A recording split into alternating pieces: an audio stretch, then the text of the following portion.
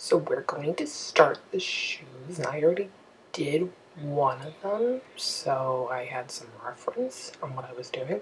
So I took a piece of white fabric that I used for the bottom of the skirt, and I cut it out to be the size of the length of the boot, and I folded in the edges, except for one, which would be the top of the boot, and I used glues instead of sewing it because I was too lazy to sew it. So I'm gonna glue it to the tip of the foot first, shorter side, and turn in the edges like so it stays on there. And I forgot to show the one side being glued down, so I just glued down on the side of the shoe. And yeah, this is the finished one. So we're gonna need to do the little white band around the top.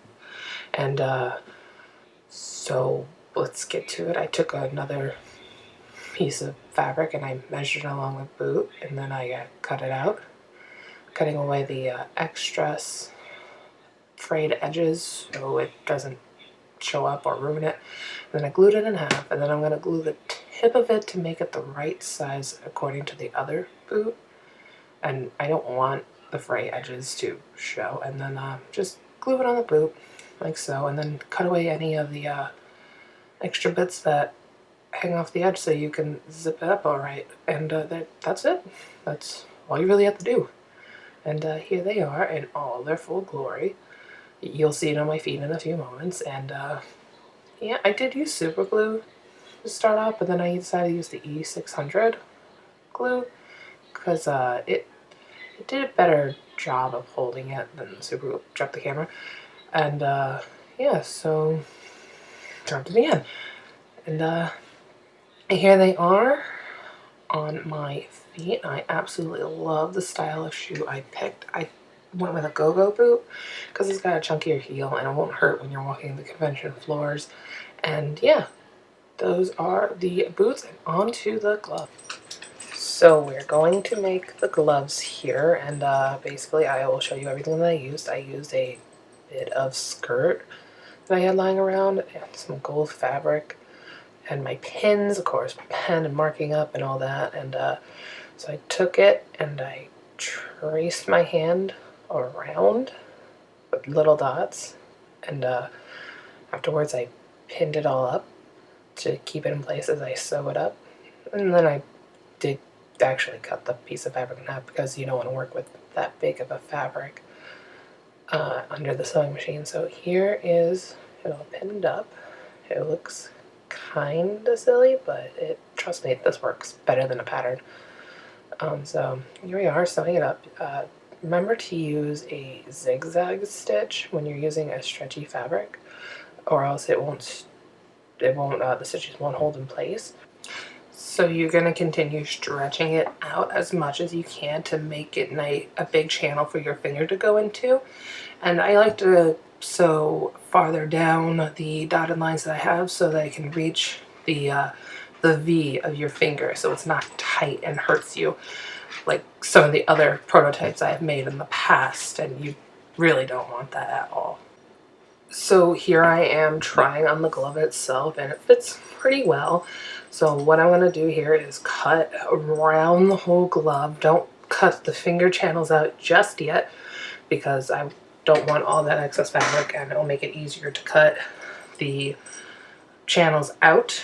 So, and then I now proceed to cut the channels out, and I did cut a little bit farther because as I tried it on, it was still not to the point of the V of my fingers. So, so we're gonna just cut those out, and I will proceed to try it on again for the feel. And there's going to be some holes because you'll cut away the stitches that were holding it in place, and that's okay. You just try it on, see where the holes are, and then proceed to put it underneath your sewing machine and just basically sewing up the hole again. And of course, that's going to happen. Stitches wear out from time to time unless you do it right the first time. But the more times you put something on like that, the more it will come loose. And basically you have a good visual of my hand there as I'm trying to fix it. I was just rushing, and rushing's never a good idea. You should always take your time on this. but I was getting tired and I wanted to take a break, but I knew it was like I need to get at least one of these gloves done because I already messed up the first one because it was way too tight on my hand originally, and it kind of looks like a Mickey Mouse glove in this shot right now, but once you turn it right side out, it will look like a normal glove.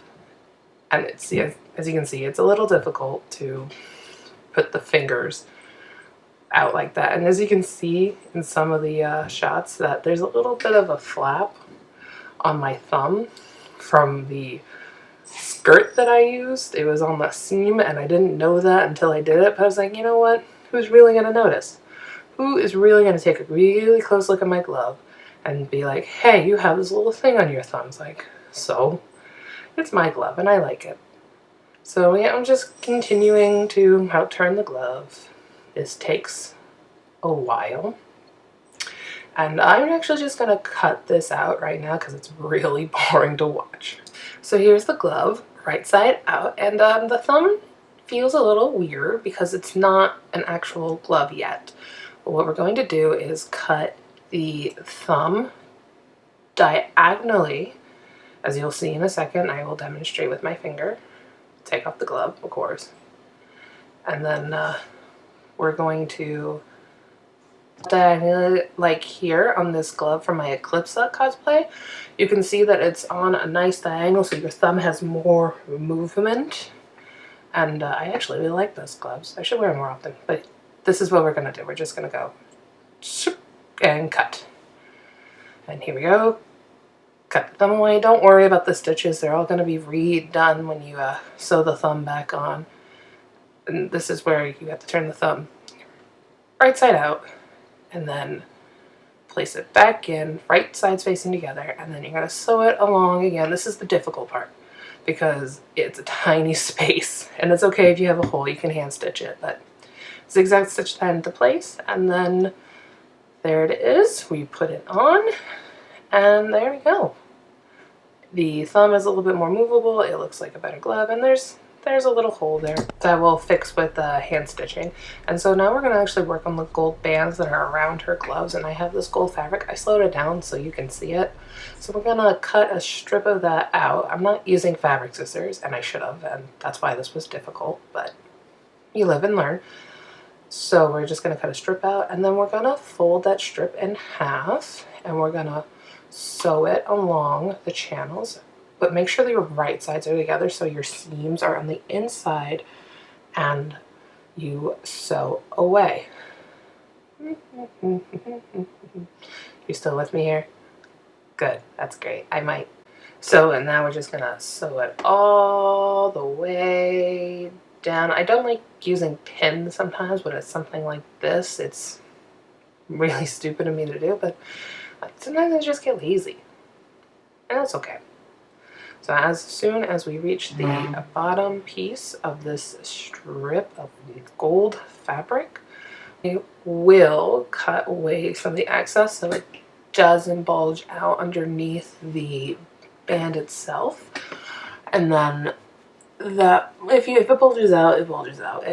It's okay, but you really want it to not do it. So just cutting away, cut, cut, cut, cut, cut, cut, cut, cut, cut, cut, cut, cut, cut, cut, cut, cut, cut, cut.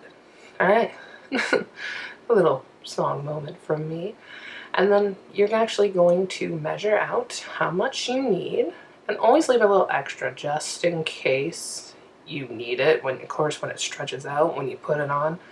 And I will take it to the couch and watch Drag Race as I'm sewing on the band. I turned the bands right side out so I could stuff it with some fluff from the knitting projects that I do, and I rolled it out to make it nice and shaped like a cylinder, and then I sewed up the edges, and then I sewed those two edges together to make it a full circle.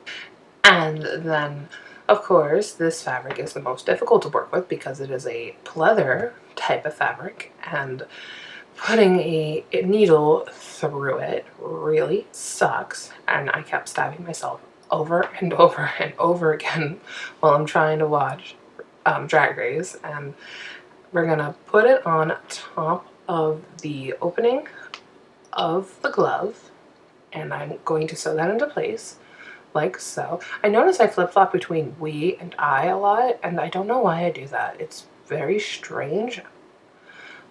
Am I talking to myself in the third person, or like I have no idea what's going on there? But tangent, I'm so sorry.